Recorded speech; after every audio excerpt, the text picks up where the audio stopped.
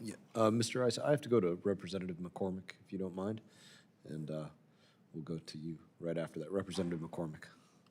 Thank you, Chairman, and thank you, Mr. Rice, for yielding. Thank you for both being here on this very important topic today. I'm really excited about it because it actually talks about the future of our industry and our prominence in the world right now. I think it's been clear that our company should be the foundation of the global AI stack, and sometimes that's in jeopardy when we put limitations on our ability to sell abroad. One of the things that I was really excited about is when the President lifted the prohibition on exporting the H200 chips from NVIDIA, realizing that it's probably not even the second, it's not first tier, it's not probably even second tier, it's mainstream type chips that can be used on multiple computers and other technologies. But if we don't sell it to China, my question to you, Mr. Pogner, is do you think that we become replaced by Huawei and other places that can produce something similar, and then we no longer become the industry standard, we become essentially the beta instead of the VHS for those people old enough to remember? Thanks, Congressman, for the question. The odds that Huawei is able to gain on NVIDIA increase if Huawei has access to NVIDIA chips. That's the irony of this. That's the paradox. China has already made clear that they're never going to let NVIDIA dominate the Chinese market. In fact, even though the administration has offered H200, NVIDIA is offering perhaps millions of these chips. The Chinese government has not actually said that it's going to allow all of that to be imported, specifically because they want to make sure that they are mandating the purchase of Huawei chips. So the goal, the explicit goal in Chinese policy and from the Chinese Semiconductor Industry Association is to ensure that Huawei dominates the Chinese market eventually, no matter what. So what's interesting about that, we kind of brought this on ourselves when we limit our ability to sell abroad. Technologies that can be otherwise produced. We lose that competition, and people go like, well, we need enough chips here. Well, we don't have a shortage of chips here. We can produce limitless numbers of chips. But what we've done is now created a gap which has been filled by another company, and now we're in this predicament. And that's where we're at right now. And ironically, if you read books like Chip Wars and you see what put us ahead of everybody to begin with, is when people start copying you, they fall behind.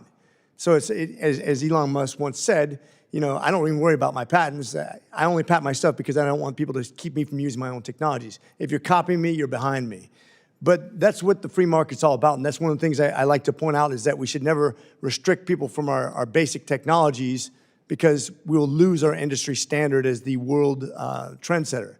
And I think we put ourselves at a real big disadvantage last administration. I agree with you. When we're talking about free market economies, friendly rule of law, law-abiding democracies, I'm in favor of not restricting, at least allowing significant access by friendly countries to that stuff. China is not a free market system. It is a totalitarian dictatorship, and so by the same. Just like we wouldn't want to sell them F-35s in the interest of a free market, we should not be selling them, AI that they could use to create commercial and military dominance. Sure, and I'll point out once again, the H200 is not a problem in that regard. So I'm glad the administration has taken the lift off that. Mr. Feiner, the GAIN AI Act, which is no longer an issue right now, but that's the kind of stuff that worries me when we start talking about a bill that would have restricted exports to China and other countries on the false promise the United States does not have access to chips. And I'm talking about the ability to produce enough for us here domestically. Do you think it's a good thing that we got rid of that, or do you think there's another way to look at this? Because I personally think we have plenty of chips as long as we don't inhibit ourselves.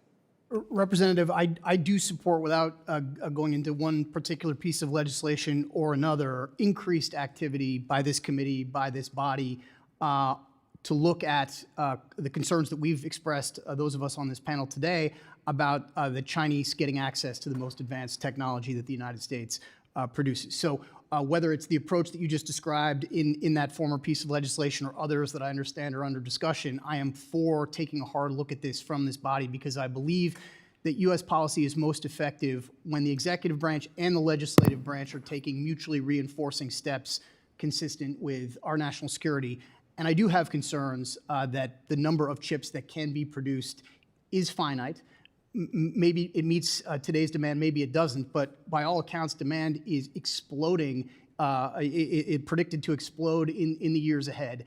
And there will be some trade-off as to who gets access to this most important input into the AI race that we've been discussing. Hopefully we can adjust on the go. Thank you so much for the time.